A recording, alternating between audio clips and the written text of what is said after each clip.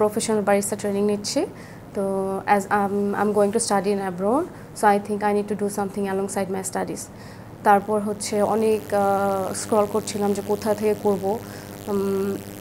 যেহেতু বারিস্তা ট্রেনিংটা প্রফেশনাল বারিস্তাতে হচ্ছে মানে অনেক highly in demand in abroad, আর it pays good salaries as well as. আসার পর আসলে আমি অনেক কনফিউজ ছিলাম যে আসলে কতটুকু পারবো, এত অল্প সময়কে আমি শিখতে পারবো কি না। তো after having some classes I am very surprise by their teaching technique and methods. আমার ফ্যামিলি মেম্বার তো খুব হ্যাপি, কারণ আমি বাসায় হচ্ছে যে নিজে ট্রাই করি বানানোর জন্য, যদিও এরকম আসবে না যেহেতু আমার কাছে মেশিন নেই। তো তারপরও আমি বাসায় ট্রাই করি এবং ওরা অনেক বেশি হ্যাপি আমার আউটকাম দেখে। আর শেফ নিজেও খুব হ্যাপি, কারণ আমি মানে খুব জিনিসটা খুব অল্প সময়ের মধ্যে ধরে ফেলেছি। এখন আমার মনে হচ্ছে যদি আমি ইন ফিউচার বাহিরে যাই অথবা হচ্ছে কি আমি কোনো বেকারি শপ দিই, আমার কফিটা জরুরি।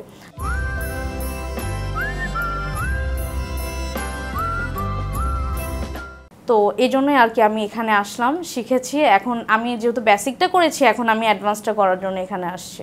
তো 1 মাসের কোর্স নিয়ে শেষের দিকে আস্তে আস্তে দক্ষ হওয়া শুরু করতেছি। ফার্স্টের দিকে 1 দিন কিংবা 2 দিনের মাথায় যায় জিনিসটা গেইন করা প্রায় ইম্পসিবল। মানে এটা এতদিন পর এসে বুঝতে পারছি বিষয়টা, কিন্তু ফার্স্টের দিকে অনেকেরই দেখছি এরকম যে 1 দিন বা 2 দিন ক্লাস করে সার্টিফিকেট নিয়ে চলে গেছে বাইরে, কিন্তু তাদের তো কোনো স্কিল নাই। যদি আমার কাছে স্কিল না থাকে তাহলে সেটা তো আমি কাজে লাগাতে পারবো না। তো সেক্ষেত্রে আমার মনে হয় 1 দিন বা 2 দিন এমন না করে যদি আমি একটা স্কিল গেইন করি, সে যে কোনো ক্ষেত্রেই হতে পারে, হয় ব্যারিস্তা বা অন্য কোনো সেক্টরে, তো সেটা আর কি বেশি আমাদের জন্য দরকার হতে পারে। সার্টিফিকেটের পাশাপাশি যখন ভালো স্কিল নিয়ে দেশে বাইরে যাবে, ওনারা তখন কিন্তু আমাদের দেশের সুনাম যে বাংলাদেশে একটা বাংলাদেশি বারিস্তার স্কিল আছে।